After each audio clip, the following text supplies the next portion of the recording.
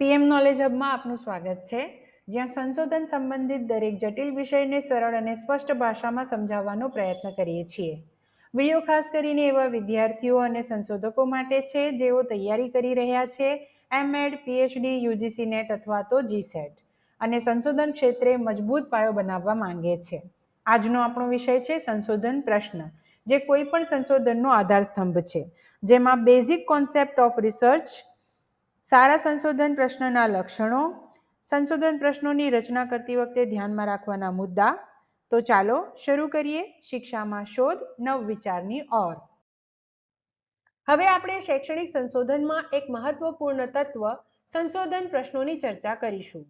સંશોધન પ્રશ્નો જેમ કે ઉત્કલ્પનાઓ તમારા સંશોધનને માર્ગદર્શન આપે છે અને તમે જે સંશોધન કરી રહ્યા છો તેના વિશે સ્પષ્ટતા પણ આપે છે. ચાલો સંશોધન પ્રશ્ન વિશે અને તે તમારા સંશોધનને કેવી રીતે અસરકારક બનાવે છે તે વિશે જાણીએ. સંશોધન પ્રશ્નો એવા પ્રશ્નો છે જેનો જવાબ આપણે આપણા સંશોધન દ્વારા આપવાનો પ્રયાસ કરીએ છીએ. આ પ્રશ્નો સંશોધનનો હેતુ સ્પષ્ટ કરે છે અને સૂચવે છે કે કયા પાસાઓ પર ધ્યાન કેન્દ્રિત કરાશે. ઉદાહરણ તરીકે, શારીરિક શિક્ષણ માનસિક સ્વાસ્થ્ય પર શું અસર કરે છે? આ એક સ્પષ્ટ સંશોધન પ્રશ્ન છે જે સંશોધનનો હેતુ સ્પષ્ટ રીતે વ્યાખ્યાયિત કરે છે. સંશોધન પ્રશ્નો તમારા સંશોધનનો સમગ્ર માર્ગ નક્કી કરે છે. આનાથી સ્પષ્ટ થાય છે કે તમે કયા પાસાઓ પર ધ્યાન કેન્દ્રિત કરશો અને સંશોધનનો હેતુ શું હશે. ઉદાહરણ તરીકે, શારીરિક શિક્ષણના વર્ગો દરમિયાન વિદ્યાર્થીઓની માનસિક સ્થિતિ કેવી રીતે સુધારી શકાય? આ સંશોધન પ્રશ્ન સંશોધનની દિશા સ્પષ્ટ કરે છે. ગુણાત્મક સંશોધનમાં સંશોધન પ્રશ્નો વધુ મહત્વપૂર્ણ બની જાય છે. કેમ? કારણ કે અહીં આપણે કોઈ ઘટના, વિચાર અથવા તો પરિસ્થિતિને ઊંડા સ્તરે સમજવા અને વિશ્લેષણ કરવાનો પ્રયાસ કરીએ છીએ. ઉદાહરણ તરીકે, વર્ગખંડમાં વિવિધતાને કારણે વિદ્યાર્થીઓમાં સહયોગી શિક્ષણની પ્રક્રિયા કેવી રીતે બદલાય છે?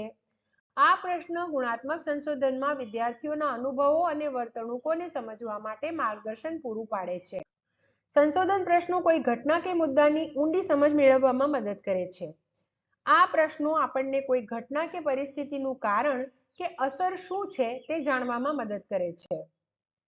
ઉદાહરણ તરીકે, શું વિદ્યાર્થીઓની સામાજિક પૃષ્ઠભૂમિ શિક્ષણ પ્રત્યેના તેમના અભિગમને પ્રભાવિત કરે છે? આ પ્રશ્ન ઘટનાની અસરમાં ઊંડા ઉતરે છે, જે વિદ્યાર્થીઓના જીવનના વિવિધ પાસાઓને જોડે છે.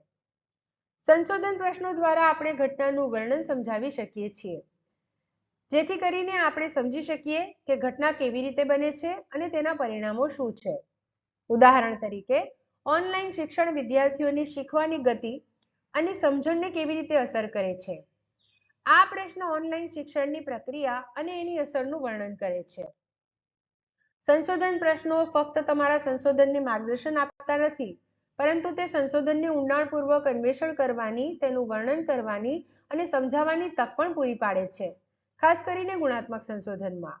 યોગ્ય સંશોધન પ્રશ્નો સાથે તમે તમારી સંશોધન યાત્રાને અસરકારક અને સફળ બનાવી શકો છો.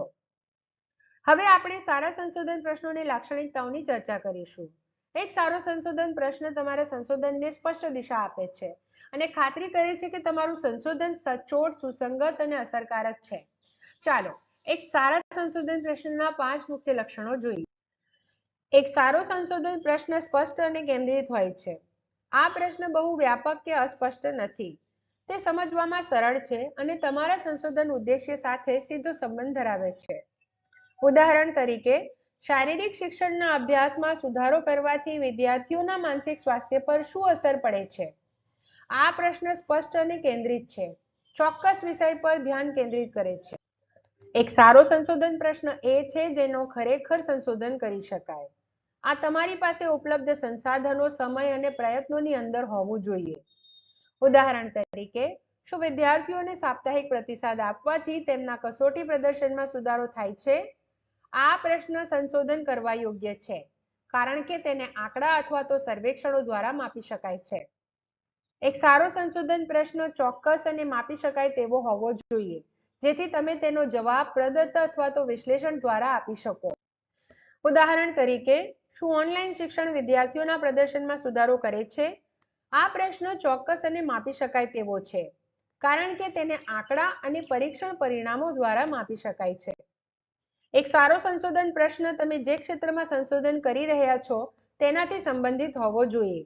આ પ્રશ્ન તમારા અભ્યાસ ક્ષેત્રના સિદ્ધાંતો અને સમસ્યાઓ સાથે સંબંધિત હોવો જોઈએ. ઉદાહરણ તરીકે, શું પરંપરાગત વર્ગખંડ શિક્ષણમાં વિદ્યાર્થીઓના પ્રદર્શન પર શારીરિક પ્રવૃત્તિની કોઈ અસર પડે છે? આ પ્રશ્ન શારીરિક શિક્ષણ અને શિક્ષણ ક્ષેત્ર સાથે સંબંધિત છે. એક સારો સંશોધન પ્રશ્ન ઉપર છલ્લો નથી હોતો, પરંતુ તે ઘટના અથવા તો મુદ્દાને ઊંડા સ્તરે સમજવાનો પ્રયાસ કરે છે. તે ફક્ત તથ્યો જ નથી પૂછતું, પરંતુ કારણો અને અસરો પર પણ ધ્યાન કેન્દ્રિત કરે છે. ઉદાહરણ તરીકે, બહુવિધ શિક્ષણ પદ્ધતિઓનું શિક્ષકોનું જ્ઞાન વિદ્યાર્થીઓના શિક્ષણને કેવી રીતે અસર કરે છે? આ પ્રશ્ન સંશોધન માટે ઉપર છલ્લા સ્તરે નથી, પરંતુ ઊંડા સ્તરે દિશા પ્રદાન કરે છે. એક સારો સંશોધન પ્રશ્ન સ્પષ્ટ, કેન્દ્રિત, સંશોધન યોગ્ય, ચોક્કસ, માપી શકાય તેવો અને સુસંગત હોવો જોઈએ. વધુમાં, તે સંશોધનની દિશા ઉપરછલ્લી કરતા ઊંડા સ્તરે નક્કી કરે છે. જો તમારા સંશોધન પ્રશ્નમાં આ બધી લાક્ષણિકતાઓ હોય તો તમે અસરકારક અને સફળ સંશોધન કરી શકો છો. જ્યારે તમે સંશોધન પ્રશ્નો ઘડી રહ્યા હોવ ત્યારે કેટલીક ખાસ સાવચેતીઓ રાખવી મહત્વપૂર્ણ છે. આ સાવચેતીઓને ધ્યાને લઈ તમે અસરકારક અને સચોટ સંશોધન પ્રશ્નો ઘડી શકો છો, જે તમારા સંશોધનને યોગ્ય દિશામાં માર્ગદર્શન આપશે. ચાલો જોઈએ કે સંશોધન પ્રશ્ન ઘડતી વખતે આપણે શું ધ્યાનમાં રાખવું જોઈએ. જો સંશોધન પ્રશ્નો ખૂબ વ્યાપક અથવા અસ્પષ્ટ હોય તો તેમના જવાબો આપવા મુશ્કેલ બની શકે છે. એવા પ્રશ્નો પૂછવાનું ટાળો જે સંશોધનને અનિશ્ચિત દિશામાં લઈ જઈ શકે. ઉદાહરણ તરીકે, નબળા પ્રશ્નો. શિક્ષણ પ્રણાલી કેવી છે? આ પ્રશ્ન ખૂબ વ્યાપક અને અસ્પષ્ટ છે, કારણ કે તે સમગ્ર શિક્ષણ પ્રણાલીને આવરી લે છે અને તેની કોઈ સ્પષ્ટ દિશા નથી. સંશોધન માટે આને ચોક્કસ વિષયમાં વિભાજિત કરવું જોઈએ. મજબૂત પ્રશ્ન. કોવિડ-19 દરમિયાન સરકારી શાળાના વિદ્યાર્થીઓએ ઓનલાઈન શિક્ષણને કેવી રીતે જોયું?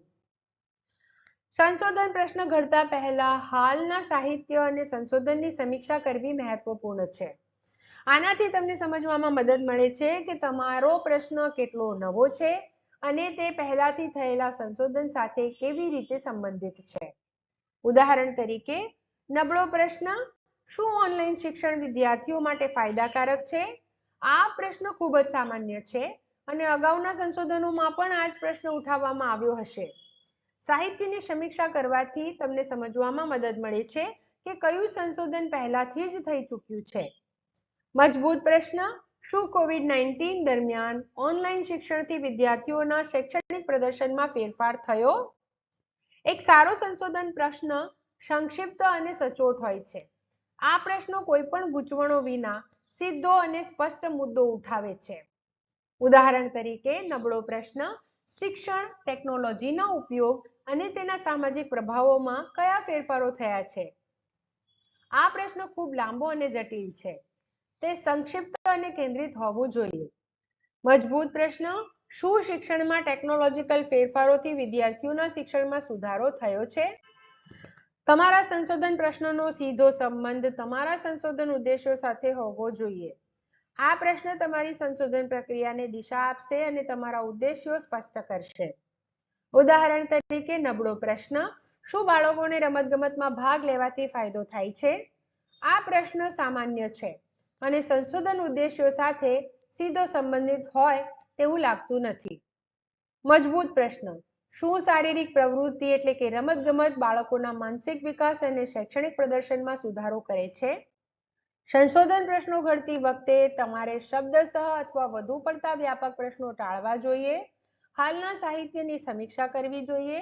પ્રશ્નોને સંક્ષિપ્ત અથવા મુદ્દાસર રાખવા જોઈએ અને તેમને સંશોધન ઉદ્દેશ્યો સાથે જોડવા જોઈએ. આ સાવચેતીઓ ધ્યાનમાં રાખીને તમે એક અસરકારક સંશોધન પ્રશ્ન ઘડી શકો છો, જે તમારા સંશોધનને યોગ્ય દિશામાં લઈ જશે. આ વિડીયો જોવા બદલ આભાર. જો તમને આ વિડીયો ગમ્યો હોય તો કૃપા કરીને વધુ સંશોધન આધારિત સામગ્રી માટે PM નોલેજ હબને લાઈક કરો, શેર કરો અને સબસ્ક્રાઇબ કરો. નીચે કોમેન્ટ કરો અને અમને જણાવો કે તમે અમારા આગામી વિડીયોમાં શું જોવા માંગો છો.